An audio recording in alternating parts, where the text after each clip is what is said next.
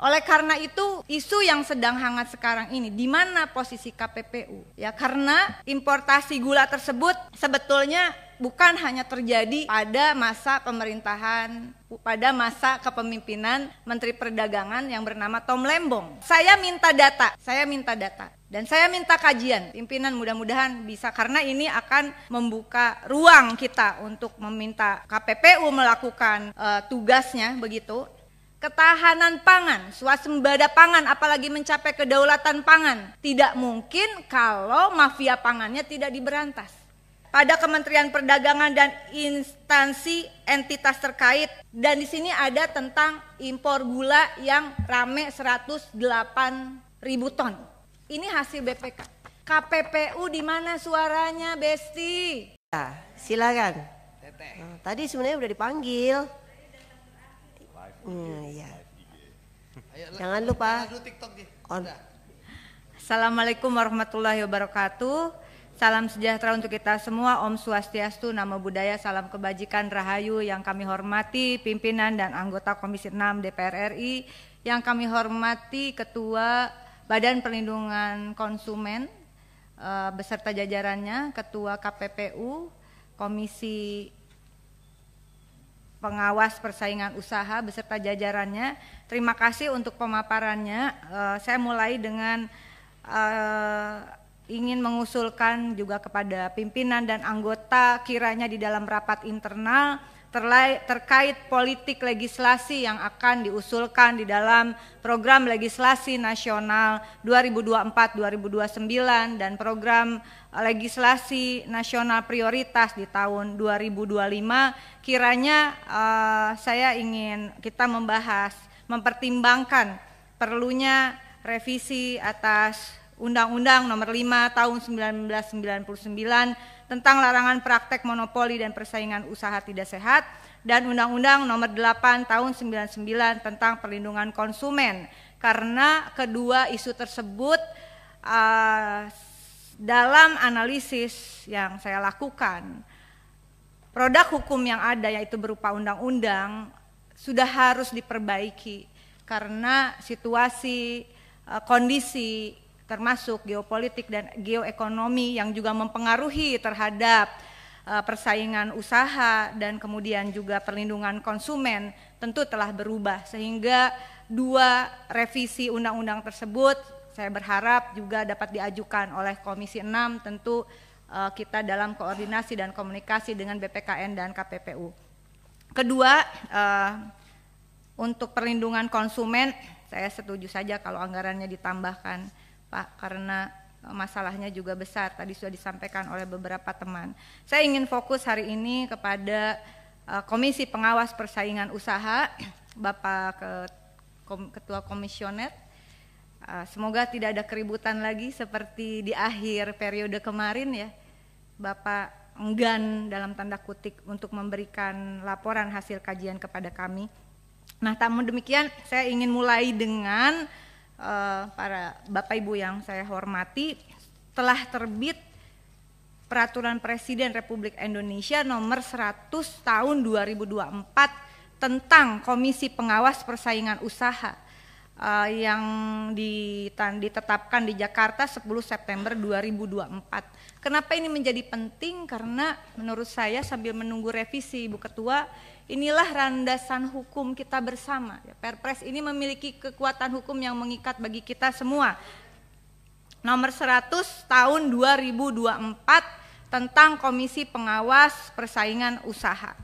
Sebelum ke dalam substansi, saya ingin mengingatkan Bapak, kita juga ada Undang-Undang ASN yang baru ya, betul Pak ya, di mana pegawai non ASN atau honorer begitu, termasuk di KPPU, akhir masa jabatan status ini ada di bulan Desember 2024 pimpinan.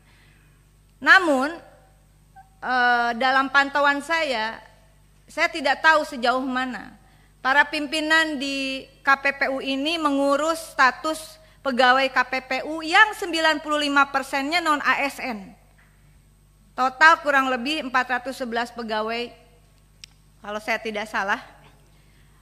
Bisa dibayangkan 95% non ASN, mohon dibantu Bapak. Tadi pemaparan yang luar biasa, tidak akan jalan kalau pegawainya ini kemudian statusnya tidak jelas di Desember. Mereka tidak akan bisa gajian tuh nanti bulan Desember. Waktu hanya 1 bulan loh Pak. Mohon bantuannya, dukungan dari Ketua KPPU dan pimpinan KPPU yang lain. Kok saya yang minta dukungan ya Pak ya? Nasib pegawai KPPU ini 95% non ASN ditentukan nanti Desember 2024. Bapak harus gercep Pak. Program tadi nggak bisa jalan kalau nggak ada pegawai. Kan nggak mungkin pimpinan sendiri yang mengerjakan. Yang di belakang nggak ada yang setuju ya. Bisa nggak gajian pimpinan Desember dan juga tidak ada konsekuensi dari kekuatan hukumnya mereka bekerja apa. Kemudian yang kedua, saya belum mendengar ini ya. Ini kan lagi rame nih soal importasi gula Bapak. Giliran Starling KPPU cepet banget langsung ya. Langsung respon yang kita kritik waktu itu Komisi 6. Tapi importasi gula Bapak, KPPU pernah membuat position paper terhadap kebijakan dalam industri gula, tapi 2010. Oleh karena itu, isu yang sedang hangat sekarang ini, di mana posisi KPPU? Ya karena importasi gula tersebut sebetulnya bukan hanya terjadi pada masa pemerintahan, pada masa kepemimpinan Menteri Perdagangan yang bernama Tom Lembong, begitu. Saya minta data, dan saya minta kajian. Pimpinan mudah-mudahan bisa, karena ini akan membuka ruang kita untuk meminta KPPU melakukan tugasnya, begitu. Saya senang keluar Perpres ini. Bapak silahkan dibaca di pasal 2-nya, huruf G, tugas komisi atau KPPU mempunyai tugas memberikan laporan secara berkala atas hasil kerja komisi kepada Presiden dan DPR, Dewan Perwakilan Rakyat. Jadi mohon maaf Pak Ketua, tidak lagi bisa berargumentasi laporan kami hanya untuk Presiden. Tapi sekarang kita Komisi 6 mudah-mudahan masuk, terima kasih kalau masuk di dalam kesimpulan rapat. Tapi kita tidak ingin ini nuansanya jadi orang menuduh bahwa ada politisasi di dalam kasus yang sedang heboh ini, begitu. Dan sebetulnya apa yang saya sampaikan pada pernyataan sore hari ini, saya mendukung penuh terhadap pidato Presiden Republik Indonesia yang ke-8 Bapak Prabowo pada saat pelantikan, yang menekankan tentang kehendak kuatnya untuk mewujudkan ketahanan dan swasembada pangan. Ketahanan pangan, swasembada pangan, apalagi mencapai kedaulatan pangan, tidak mungkin kalau mafia pangannya tidak diberantas. Disitulah peran KPPU, silahkan dibaca, mungkin sudah baca, tugasnya di pasal 2 itu di Perpres 100 2024 luar biasa. Saya pertama pimpinan meminta data, tolong koreksi kalau saya salah datanya, tolong koreksi dan saya minta untuk data terbaru.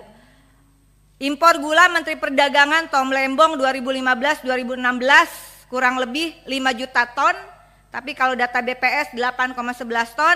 Kedua, Menteri Perdagangan Enggar Tiasto 2016-2019 kurang lebih 15 juta ton, data BPS 13,59 juta ton. Mendag Agus Suparmanto 2019-2020 9,5 juta ton, BPS mengatakan 5,53 juta ton. Muhammad Lutfi 2020-2022 13 juta ton, BPS mengatakan 11,48 ton.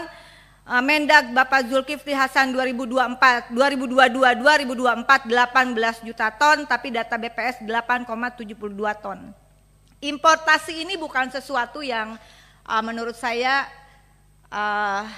terjadi hanya dalam satu masa pemerintahan. Namun ketika kita bisa mengurai persoalan impor, jadikanlah isu impor gula ini tidak menjadi seperti tuduhan orang, isu politis. Tetapi apa yang dilakukan oleh Kejaksaan Agung, saya kira adalah, meskipun nggak tahu, kita kan bukan penegak hukumnya, sebetulnya ini adalah memperkuat atau lanjutan dari laporan hasil pemeriksaan atas perencanaan, pelaksanaan, dan pengawasan tata niaga impor tahun 2015 sampai dengan semester 1 tahun 2017 pada Kementerian Perdagangan dan instansi entitas terkait. Dan di sini ada tentang impor gula yang rame 108.000 ton. Ini hasil BPK. KPPU di mana suaranya, Besti? Ayo dong bersuara. Dan kita meminta kajian, kalau kami DPR-nya memberikan dukungan kepada Presiden untuk mewujudkan ketahanan, kedaulatan, dan swasembada pangan yang targetnya itu luar biasa, Bapak. 4-5 tahun itu harus sudah tercapai. Swasembada pangan itu bercirikan impornya makin berkurang, impor hanya untuk pangan yang tidak ada di tanah air. Yang kedua, produksi pangan untuk memenuhi kebutuhan, self sufficiency, self supporting itu dilakukan di dalam negeri. Yang ketiga, daya beli masyarakatnya yang baik begitu.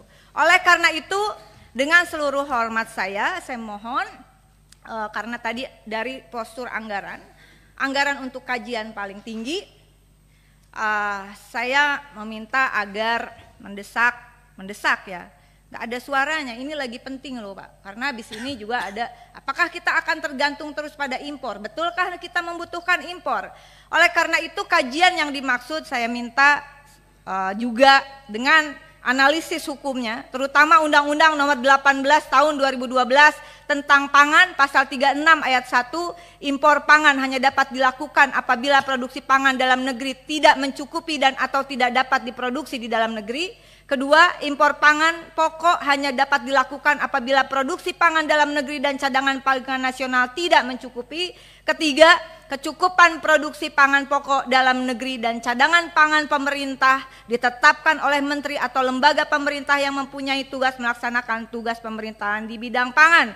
Konsideran hukum menimbang yang menurut saya juga penting menjadi acuan KPPU adalah Undang-Undang Nomor 19 Tahun 2013 tentang Perlindungan dan Pemberdayaan Petani dan Undang-Undang Nomor 30 Tahun 2014 tentang Administrasi Pemerintahan, sekaligus ada kajian terhadap berbagai peraturan Menteri Perdagangan tentang ketentuan impor, termasuk di dalamnya ketentuan impor gula. Demikian pimpinan, data saya kira supaya tidak simpang siur ini dan supaya tidak dituduh bahwa pemerintahan baru ini hanya menyasar satu orang dengan alasan politis, padahal itu adalah tindak lanjut temuan BPK. Menurut saya sebagai badan negara juga tentu saja KPPU memiliki peran signifikan, tugas yang luar biasa. Yang sebetulnya Anda bekerja di situ adalah, juga tadi teman mengatakan ini adalah lembaga yang dibuat sebagai juga menandai reformasi 98, 99 loh dua-duanya. Jadi agenda-agenda reformasi yang tertunda, terutama tentang bagaimana kedaulatan pangan, perlindungan petani, saya kira kita menunggu langkah dari KPPU dan saya tunggu data 10 tahun kemarin tentang impor gula itu bagaimana. Datanya saja dulu, habis itu barangkali Bapak boleh juga kita Komisi 6 juga diundang dong di dalam FGD. Jangan hanya pihak swasta saja yang saudara undang begitu.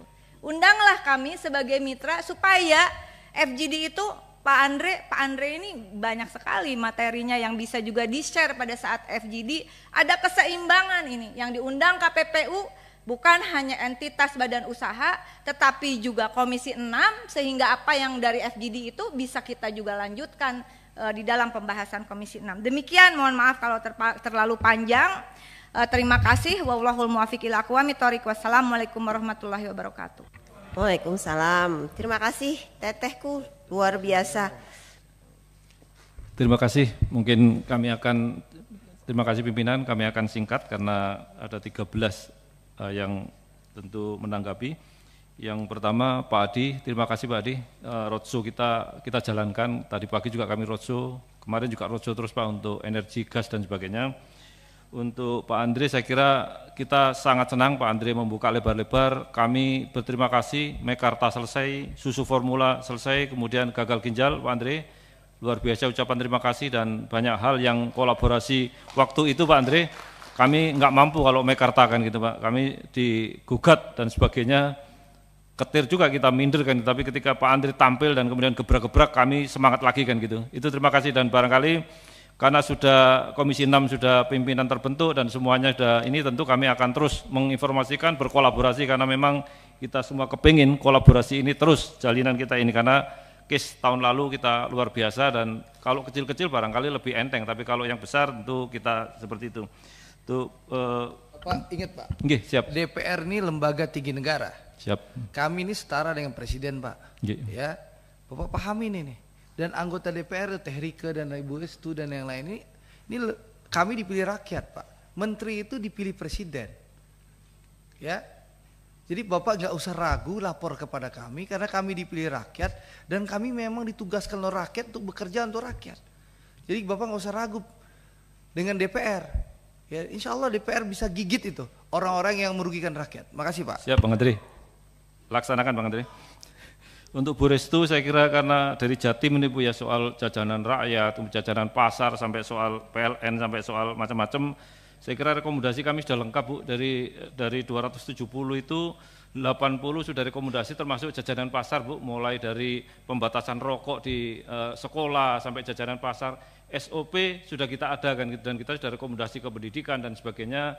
Tetapi mungkin mau kita perbarui lagi Bu, karena itu tahun-tahun lalu kan gitu, mungkin sekarang lebih agresif dengan makanan-makanan instan yang saya kira kita perlu pantau, dan kemudian juga terkait dengan banyak hal produk-produk di anak-anak kita ini yang sekarang juga gagal ginjal mulai lagi yang terkait dengan banyak sekali makanan-makanan yang mengandung itu. Dengan kita kajian-kajian kita kemarin ya Pak Hermanto juga sudah mengarah ke sana tentang catering terkait dengan makanan yang memang terutama beredar di pasar, terutama pasar-pasar modern dan pasar terutama online, karena online ini juga agak susah mengawasi melakukan pelindungan ketika, tetapi lagi-lagi ketika lagi menyinggung soal aplikasi temu tadi Pak Hakim menanyakan bahwa kita sudah sejak awal mengatakan jangan pernah ada aplikasi temu kan gitu, karena bahaya sekali ketika konsumen langsung ketemu produsen di Cina, ini mengakibatkan UKM-UKM kita, pasar-pasar tradisional kita menjadi, apalagi dengan e-commerce yang dari luar negeri banyak sekali kan Bu, yang sekarang ketika kami melakukan misalnya pemanggilan kepada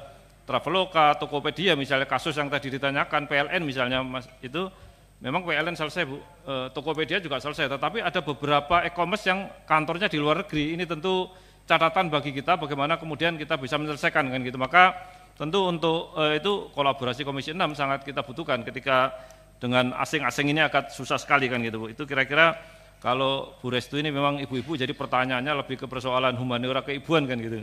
Terima kasih Ibu, dan tentu Starlink cepat tadi sudah tanggapi juga, kami dengan KPPU sudah kolaborasi soal Starlink kan gitu Bu. Kemudian Pak Doni, saya kira kewenangan kita ini izin Pak Doni, jadi kita ini cuman masa kerjanya 3 tahun, jadi kayak anak SMA kan itu, baru setahun kami masuk sekolah, kemudian tahun kedua kita bekerja, tahun ketiga tes lagi kan gitu Pak Soehartono, Pak Hakim. Jadi masa kerja yang pendek ini membuat mungkin DPR tahu kita ini 5 tahun, tetapi kita ini 3 tahun Bu Estu, Pak Rizal dan Bu Rike. Jadi sangat pendek sekali Pak, kayak persiapan baru bikin program kerja, baru rapat-rapat, besok sudah tes lagi kan gitu. Jadi alhamdulillah kami sudah nggak tes lagi dengan Pak Hermanto, mungkin karena sudah habis dengan Pak Heru juga. Yang terusnya nanti biar harapan kita sama dengan KPPU, saudara kembar saya ini 5 tahun kan gitu Pak, biar nafas kita ini panjang. Kita ini kalau lari speednya diminta macam-macam tadi, 273 penduduk Indonesia dengan masalahnya produknya jutaan produk di Indonesia, dari mulai lahir sampai mati itu urusan BPKN sebenarnya kan gitu Pak, menguburkan berapa kafannya, berapa ukurannya, urusan DPR RI kemarin dengan support dengan Pak Andre juga selesai akhirnya. Susu kental manis Pak, tidak berani cantumkan susunya karena nggak ada susunya, cuman kental manis kan gitu Bu. Urusan parkir, urusan macam-macam Pak, kita ini urusannya ribuan urusan yang kita hari ini aja kita sudah 1130 lebih pengaduan kan gitu. Dan itu saya kira kita Pak Kawilendra tadi menarik, jadi kita perlu kolaborasi dengan KL. Saya kira kita tiap hari Pak, kita Pak Adi, kami terus Pak dengan Kementerian sekarang Kodiji dengan tadi SDM pagi tadi untuk bagaimana gas LPG yang sudah seperti kelangkaan, harganya mahal, kata Bu Estu tadi, bagaimana kolaborasi dengan, apalagi kami menunggu kementerian ini Pak, karena jumlahnya banyak sekali. Kalau 50 kementerian Bang Andre, kami roadshow itu sudah sebulan lebih kan gitu, sehari 2 kementerian untuk kolaborasi kan gitu. Jadi, dan waktu kami tadi 3 tahun, sehingga ya ngos-ngosan kita kalau seperti itu. Makanya dengan Pak, masalah, kita, mohon maaf Pak, pakai shortcut. Bapak lapor kita aja, kita panggil orang itu langsung. Siap Bang Andri. Itu loh. Oke. Kan kalau siang kita kosong kita panggil itu loh Pak. Siap Bang Andri. Oke. Pak Rizal, saya kira dengan rekomendasi kita memang kita sangat hati-hati sekarang karena memang masalahnya ini cukup rumit terkait dengan KL, kemudian terkait dengan lintas sektoral, kita kemudian nggak bisa cepat-cepat untuk bisa rekomendasi, tetapi bahwa rekomendasi kami ini kami kawal kan gitu. Keberhasilan kami dengan 80 yang ditanggapi itu artinya terselesaikan. Misalnya sektor perumahan, alhamdulillah ini pengaduan perumahan turun peringkatnya kan gitu, karena sudah pecah sertifikat, kemudian ada PP-nya, ada permennya, seperti itu Pak tugas kami kan gitu. Seperti juga dengan SUFOR kemarin dan sebagainya, tentu regulasi dari Kemenkes, BPOM dan sebagainya terus kita upayakan, tetapi itu tadi Pak, kerja-kerja ekstra kita, kami menamakan extraordinary kan gitu Pak.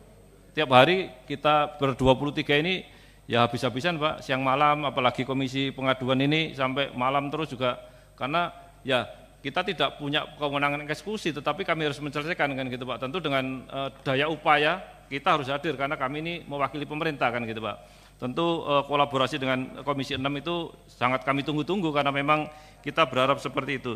Saya kira Mas Mufti, kemudian Pak Amin dan semuanya kita dapat ringkas bahwa persoalan tentang konsumen rentan kan gitu, artinya kemudian soal penjol dan kemudian soal perlindungan data pribadi, masalah-masalah tadi skincare masih menguat karena impor kan gitu. Bu Rike tadi menyampaikan impor kita 40% bocor kan gitu Bu. Saya sudah berkali-kali ngomong bahwa beberapa impor ini memang tidak deteksi oleh pemerintah Indonesia, dan kemudian soal tadi makanan-makanan Bu Restu lagi nih, karena Bu Restu ini kelihatannya care banget sama dapil kan gitu.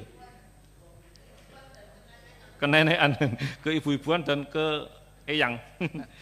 Ini gaya Jawa Timuran Bu. Saya kira yang menarik adalah dukungan dari Bu Rike tadi bahwa SDM kita alhamdulillah mungkin Desember sudah diterima P3K kan gitu Bu, tapi sekarang masih honorarium, masih Honda kan gitu Bu. Izin Pak, Siap. Izin pimpinan, Nggih. Izin pimpinan. Ya pimpinan, ini yang saya punya data hanya KPPU, apakah pegawai di BPKN juga sama statusnya? Tapi izin sama, tapi apakah Bapak sudah mengurus? Sudah Bu, Sudah. dari 76 staf kami cuma 76. Cuma 76. Oke, 30 masuk P3RS, tapi lebihnya belum Bu. Itu masih Nanti, kita perjuangkan. Sebentar Pak, sebentar Dalam? Pak. Kami masih ikut Kemendak karena anggaran kami masih di Kemendak, jadi masih nyantol di Nanti sana. melalui pimpinan lagi kami ya, tidak Rika, punya. ya. Siap itu Bu, itu barangkali Bu Rike, catatan kita 76 masih kita perjuangkan, hampir separuh sudah mau masuk P3K, baru mau masuk, belum selesai kan gitu, dan ini kita perjuangkan lagi tiap hari, harus lobby-lobby ke Pan RB, kemudian ya kami masih menginduk ke Kemendak, tentu masih berkolaborasi dengan Kemendak begitu. Makasih Bu Rike. Mungkin dari teman-teman ada yang menambahkan? Cukup? Cukup, okay. Cukup? Izin pimpinan, yang soal revisi undang-undang itu kan kita harus apakah mungkin pasti dibicarakan di internal, tapi belum kasih tanggapan revisi undang-undangnya. Ya kami berharap 2025 ini selesai kan gitu, karena harmonisasi di Komisi 6 kemarin, inisiasi dari DPR tentu kita harapkan karena ini lebih cepat kan gitu Bu, dan apapun yang kita BPKN untuk bisa mendukung, dan tentu ada pemerintah karena kita masih di Kemendak tadi Bu, tentu kita berharap masih kolaborasi dari pemerintah dan inisiasi DPR dan BPKN mohon dilibatkan terus dalam karena undang-undang revisi itu cukup lama kan gitu, berharap 2025 ini sehingga isu-isu baru itu bisa masuk, terutama jasa, e-commerce, digital dan sebagainya, transaksi elektronik dan sebagainya bisa masuk di situ, termasuk bagaimana kewenangan kita untuk eksekutorial itu Bu yang paling penting kan gitu. Terima kasih Bu Rike.